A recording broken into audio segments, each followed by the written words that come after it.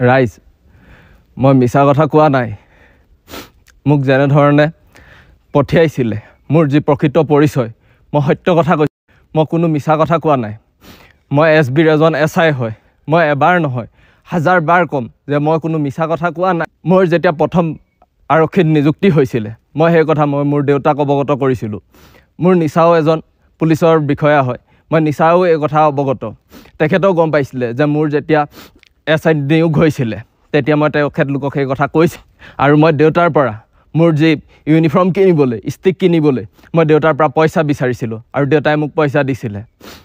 ইমানটো যদি ৰাইজ আপোনালোকে মোক বিশ্বাস নকৰে মই এটা কথা ক'ব খুজিছোঁ আপোনালোকে বেলতলা অজন্তা পথত ৰয়েল এনক্লেভত যাওক এবাৰ তাত খবৰ কৰক তাত কি প্ৰশিক্ষণ চলে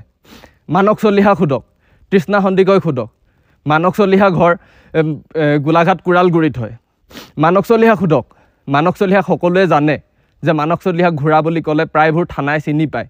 তেখেতে তেনেকুৱা ধৰণৰ আগতো কাম কৰিছে মানক চলিহা সুধি চাওক তেতিয়া গম পাব ৰাইজ মই মিছা কথা কোৱা নাই আপোনালোকে তৃষ্ণা সন্দিকৈ সোধক তেখেতৰ ঘৰ কাহিলীপাৰা তেখেতে আমাক প্ৰশিক্ষণ দিয়াইছিলে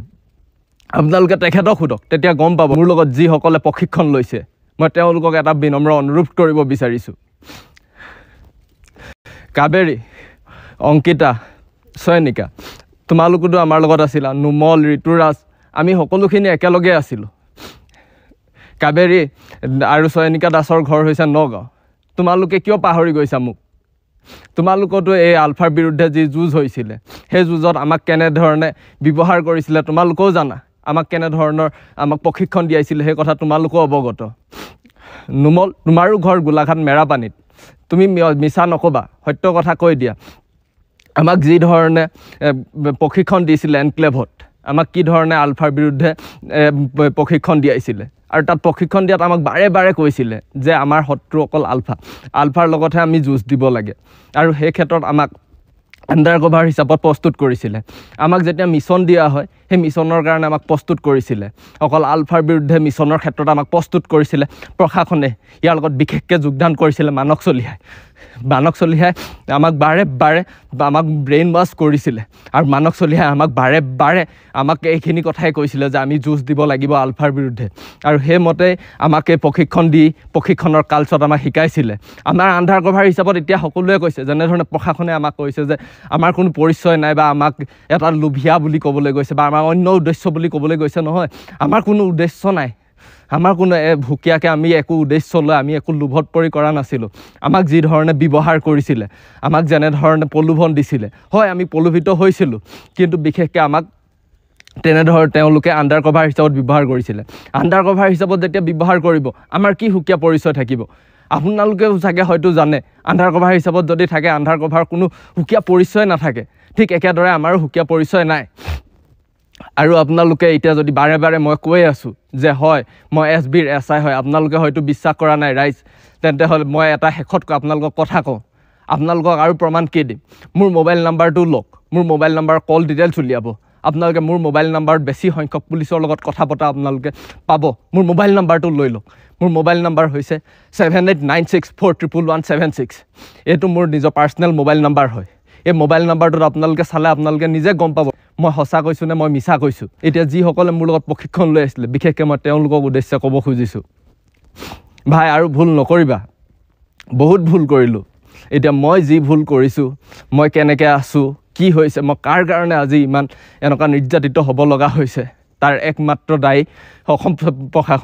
প্ৰশাসনে আমাক বিশেষকৈ শিকাইছিলে যে কেনেধৰণে আমি আলফাৰ বিৰুদ্ধে যুঁজিব লাগে অকল আমাক আলফাক শত্ৰু বুলিয়ে শিকাইছিলে হয় মই আজি আহি আলফাৰ ওচৰত সত্য কথা কোৱাত তেওঁলোকে মোক কৈছে যে মই মিছা কথা কৈছোঁ মই এটাও মিছা কথা কোৱা নাই আৰু মই এটাও মিছা কথা ক'বলৈ খোজা নাই যি কথা মই আগতেও কৈছোঁ এটা কথা সঁচা প্ৰত্যেকটো কথাই মোৰ হাতত যুক্তি সহকাৰে প্ৰমাণ আছে আৰু মই প্ৰমাণ সহকাৰে ক'ব পাৰোঁ যে তেওঁলোকে আমাক ব্যৱহাৰ কৰিছিলে পাৰ্থসাৰথী মহন্ত GP সিং তেওঁলোকে আমাক এটাকৈ ব্যৱহাৰ কৰিছিলে আৰু মই যে এই ক্ষেত্ৰত আছোঁ এতিয়া সকলোৱে কৈছে যে কোনো নাজানে বুলি কোৱাসকল মই প্ৰশাসনৰ বিশেষ বৰমূৰীয়া কেইজনক সুধিব বিচাৰিছোঁ তৃণয়ন বৰদলৈ ছাৰ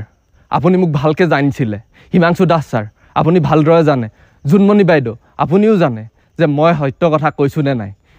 আপুনি নিজে DGP অফিচত কৰ্মৰত জোনমণি বাইদেউ আপুনি নিজে সত্য কথাটো কৈ দিয়ক যে কেনেধৰণে প্ৰশাসনে আমাক আণ্ডাৰ কভাৰ হিচাপত ব্যৱহাৰ কৰিছিলে 3 নং বৰদলৈ ছাৰ আপুনি এজন SCP হয় বশিষ্ঠ থানাৰ SCP হয় আপুনি সত্য কথাটো কৈ দিয়ক ছাৰ মোক মৃত্যু মুখলৈ তিলতিলকৈ ঠেলি নিদিব মই প্ৰত্যেক মুহূৰ্তত মোক আপুনি ঠেলি দিছে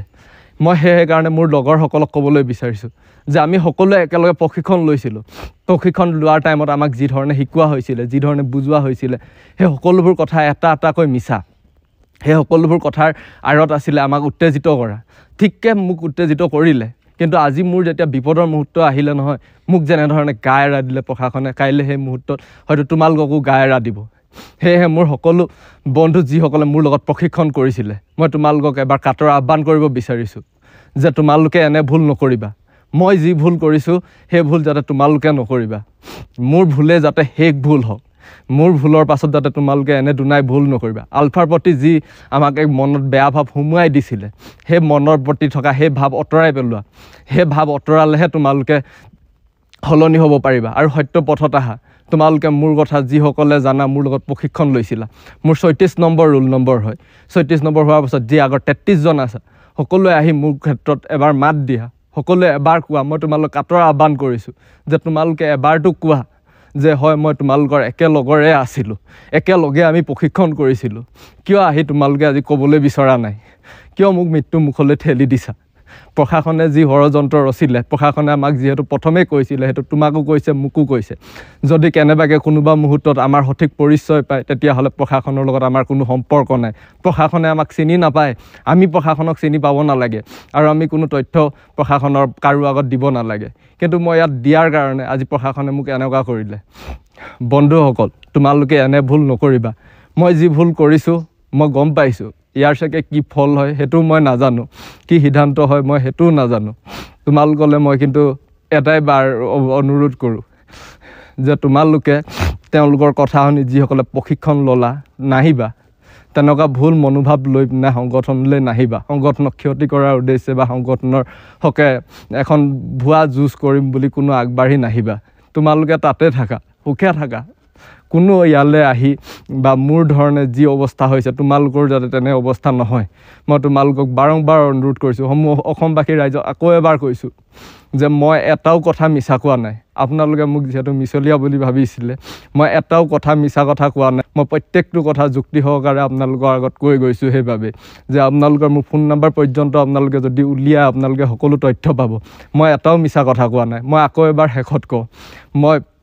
SBৰ SI হয় মোৰ বিশেষ কামত নিয়োগ কৰিছিলে আৰু সেই বিশেষ কামত নিয়োগ কৰাৰ বাবে আমাক 3টা অপাৰেশ্যন আছিলে সেই 3টা অপাৰেশ্যন যদি সফল হয় তেতিয়াহে আমাক বাকীসকলক যেনেধৰণে স্থানীয়